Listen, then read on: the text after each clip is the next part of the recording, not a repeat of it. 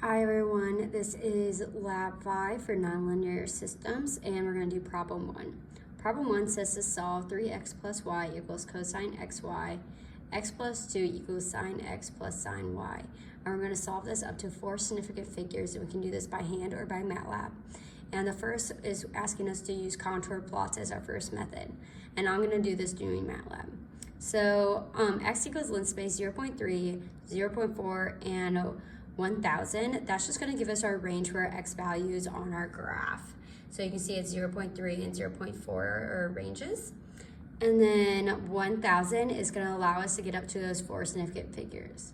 And it's basically the same for the y. So y equals linspace negative 0.05, positive 0.05, and 1,000. So that's going to be our range for the y. And that 1,000 allows us to go to the 4 significant figures.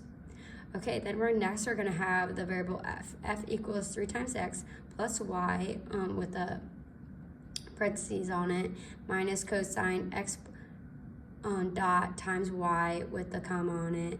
And then g equals x plus 2 times y minus sine x minus sine y.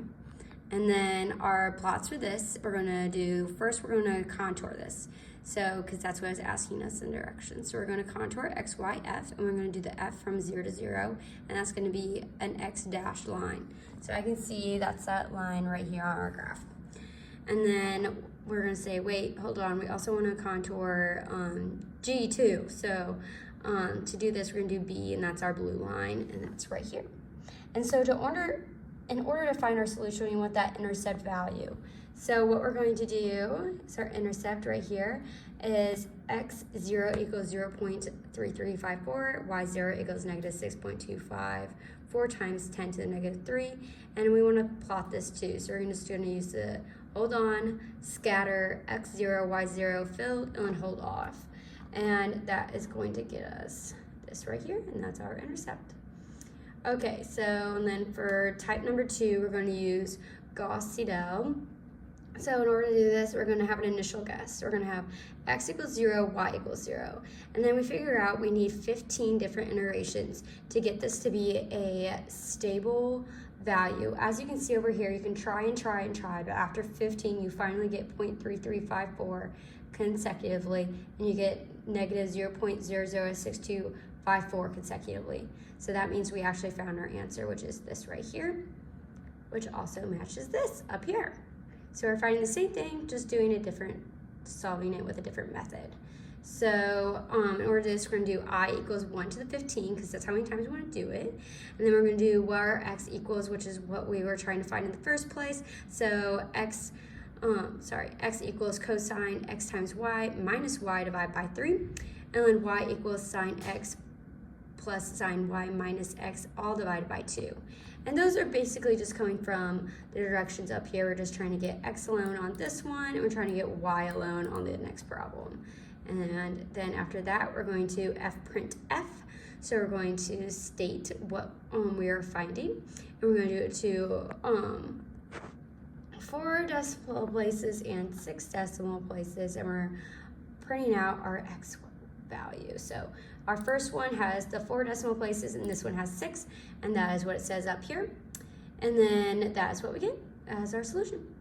And then our next one, we're going to be using Newton's method. When you do the computation by hand, you need to solve a linear system for the correlation dx. Make sure to use GEPP. So we're just using Newton's method in this one. So x equals 0, 0, and then we're going to do for I equals 1 to 4. So we're going to do this 4 times, and then we're going to find the residuals. So f equals 3 times x1 plus x2 minus cosine x1 times x2, and then we're going to do 2 times x2 plus x1 minus sine x1 minus sine x2. And then for the Jacobian, I'm going to say j equals 3 plus x2 times sine x1 times x2, and then, plus 1 plus x times sine x times x2. And this is like a matrices right here, trying to set this up as, and then 1 minus cosine x1, and then 2 minus cosine x2.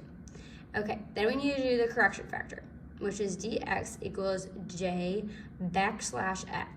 And then the correct is going to be x minus dx. And we're going to print it out. And we're going to do the first as 4 decimal places and then 6 decimal places. And we're printing out x1 and x2. Okay, and what do we get? Let me see here. We get these numbers right here. So the same solutions that we have been getting. We need to go at least 4 times and make sure we're getting a stable number, which we are getting. If it wasn't getting the stable number, we'd have to do this more times. But in this one, we only have to do 4 times instead of 15 as before because we're getting stable numbers. So that is good. And then lastly, we're going to be using MATLAB's fsolve. So we're going to do x, so our initial guess is 0, 0. So x0 equals 0, 0, and we're going to find the residual function. So f at x, and then we're going to put in some brackets and do 3 times x1 plus x2 minus x1 times x2, and then we're going to have, it's like a matrixy again, we're going to do a column here, so it's a 2 by 1, and then we're going to do 2 times x2 plus x1 minus sine x1 minus sine x2, and then we're going to call for the fsolve. So we're going to say x equals fsolve f and x0. And that is how we're going to be able to do it. So it's going to be f print f, and then we're going to have those 4 decimal places, 6 decimal places, and we're printing out x1 and x2. And when you do this, you get right here what your solution is. You don't have to do it many times. You just do it 1 time, and there you go. That's your answer.